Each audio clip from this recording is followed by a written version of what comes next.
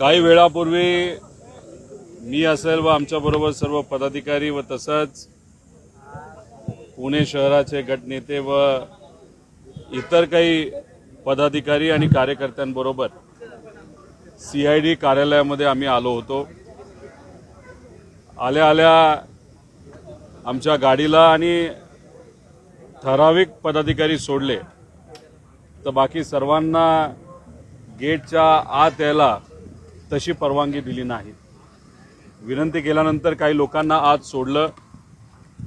आत गेल्यानंतर ADG साहेब त्या ठिकाणी होते।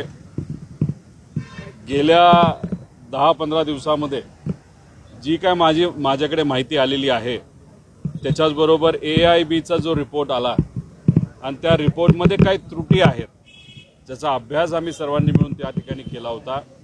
हे सगळे रिपोर्ट घेऊन आणि ते स्टेटमेंटच्या 180 कलमच्या अंतर्गत एक स्टेटमेंट म्हणून ते सर्व माहिती ADG साहेबांना त्या ठिकाणी दिली।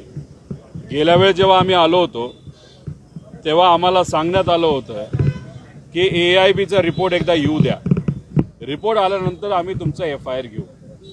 म्हणून आमची अपेक्षा होती एकदा DGCA 24 तारखेला DGCAचा एक प्रायमरी रिपोर्ट नाही पण एक स्टेटमेंट आल्यानंतर आमची अपेक्षा होती FIR होईल। ठीक आहे, FIR त्यावेळेस तुम्ही घेतला नाही। मग आमची अपेक्षा होती की आता CIDला सांगितलं AIBचा जो प्रिलिमिनरी रिपोर्ट येईल त्यानंतर आम्ही FIR घेऊ। पण आज आल्यानंतर त्यांनी आम्हाला सांगितलंय प्रिलिमिनरी रिपोर्ट नाही तर फायनल रिपोर्ट जेव्हा येईल तेव्हा आम्ही FIR करू।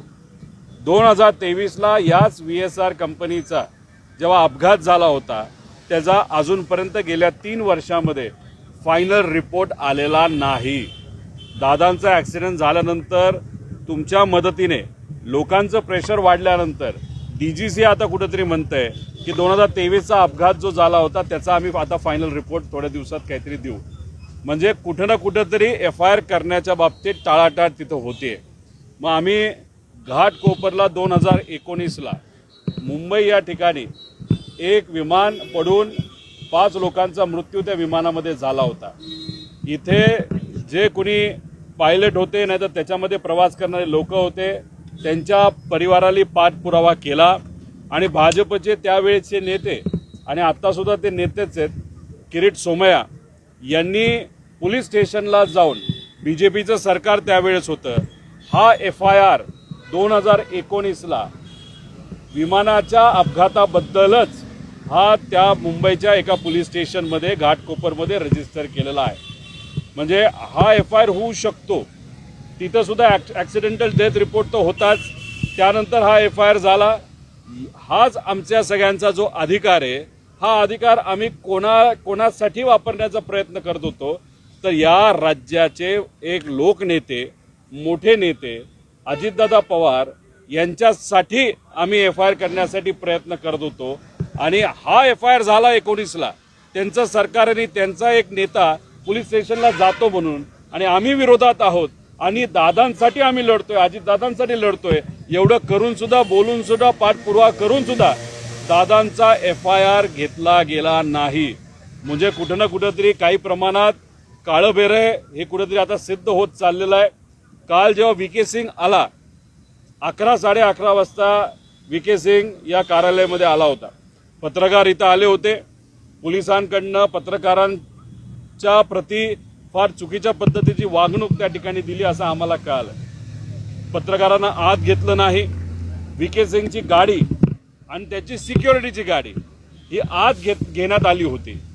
तुम्ही जर बघितलं असेल त्याची जी सिक्युरिटी आहे VK सिंगची त्यांच्याकडे AK-47 अशी बंदूक तिथं होती। आता VK सिंग आलाय कशाला तर इंट्रोगेशनसाठी आलाय। कुठं आलाय? महाराष्ट्राच्या CIDच्या प्रमुख कार्यालयामध्ये आलाय। आता CIDच्या म्हणजे पोलिसांच्या प्रमुख कार्यालयामध्ये आल्यानंतर त्याच्याबरोबर AK-47 घेऊन जर तिथं गार्ड्स असतील आणि AK-47 आत घेतली गेली म्हणजे जिथं पत्रकारांना परवानगी नाही, आमच्या पदाधिकाऱ्यांना परवानगी नाही, आमच्या गाडीला परवानगी नव्हती। आता कुठेतरी आत वाद झाल्यानंतर आमची एक गाडी आत पाठवली पण तिथं VK सिंगला परवानगी दिली गेली, AK-47ला परवानगी तिथं दिली, त्याच्या गार्डला परवानगी दिली आणि मग नंतर तुम्ही बघितलं असेल येताना विके सिंग दिसला, पण जाताना मात्र विके सिंग कुठे दिसला नाही. तो कुठल्या गाडीत गेला? पोलिसांच्या गाडीत गेला का? काळ्या गाडीत गेला का? मग तो तिथं असणाऱ्या जे सतर्क आपले सगळे पत्रकार आहेत त्यांना का नाही दिसला? त्याला का वाचवलं गेलं?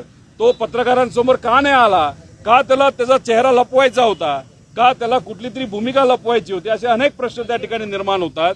पण आज सीआयडीकडे आल्यानंतर अधिकारी कितीही चांगले असले तरी कुठं ना कुठेतरी यांच्यावर दबाव आहे आणि हा दबाव असल्यामुळेच FIR दादांचा त्या ठिकाणी घेतला जात नाही आणि जे काही इन्व्हेस्टिगेशन आहे, जो तपास आहे, तो हवेत गोळ्या झाडण्यासारखा हा तपास आहे असं आपल्याला म्हणावं लागेल. जय पवारांनी ट्विट देखील केलं होतं आणि अद्याप त्यांनी मौन बाळगलंय. तर त्याच्यावर ते सगळ्यांची वेगळी स्टाईल असू शकते. समजा काकी पदावर असल्यामुळे त्यांना काय गोष्टी बोलता येत नसाव्यात. आता पार तसं बघितलं तर कालच खासदार झालेला आहे, त्यामुळे त्याला काही गोष्टी बोलता येत नसतील.